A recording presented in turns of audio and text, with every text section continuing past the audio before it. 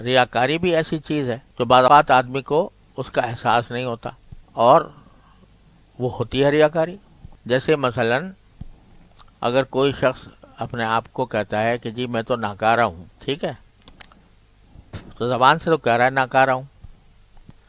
اگر کوئی اس کے جواب میں یہ کہہ دے کہ واقعی بھئی آپ تو ہیں ناکارہ، تو کیا ہوگا؟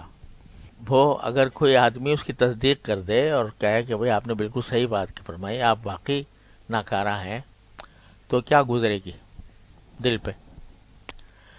اس سے پتہ چلا کہ ناکارہ جو کہہ رہا ہے وہ ویسے ہی دکھاوے کو کہہ رہا ہے، یہ اس لیے کہہ رہا ہے کہ تاکہ لوگ مجھے متواضع سمجھیں۔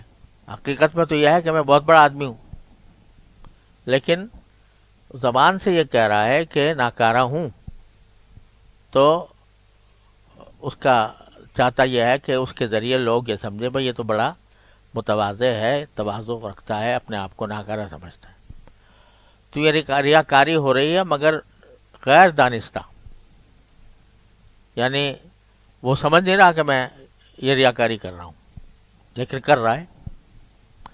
تو اس لیے اصل جو تصوف کا اور طریقت کا اور کسی شیخ کی طرف رجوع کا جو اصل مقصود ہے، وہ ہے ان باطنی جو فضائل ہیں ان کا حصول، اور باطنی جو رذائل ہیں یعنی بیماریاں ہیں ان کا علاج۔ اب سب سے بڑی چیز جو ہے نا دین میں باطنی صفات میں، وہ اخلاص ہے، کہ جو کام کرے آدمی اللہ جل جلالہ کے لیے کرے، تو اس کو حاصل کرنا ہے، واجب ہے، فرض ہے، ایسا ہی فرض ہے جیسے نماز فرض ہے، اخلاص کا حصول بھی ایسا ہی فرض ہے۔ اور ریاکاری ایک بیماری ہے، اس سے بچنا بھی اسی طرح فرض ہے، جیسے کہ شراب پینے سے بچنا فرض ہے، جیسے اللہ بچائے بدکاری سے بچنا فرض ہے، تو اسی طرح اس سے بھی فرض ہے۔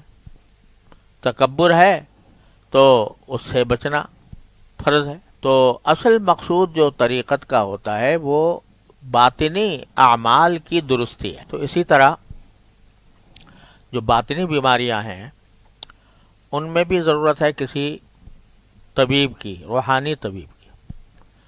روحانی طبیب آج کل کہہ دیتے ہیں تعویذ گنڈا کرنے والوں کو، تو وہ میں پچھلی مرتبہ عرض کیا تھا کہ وہ کوئی روحانی طب نہیں ہے۔ روحانی طب یہ ہے کہ جو کسی انسان کے اندر یہ پکڑے کہ بھئی اس کے اندر تکبر پیدا ہو رہا ہے، تو اس کا علاج کرتا ہے، اس کو بتاتا ہے کہ یہ کام کرو، یہ نہ کرو۔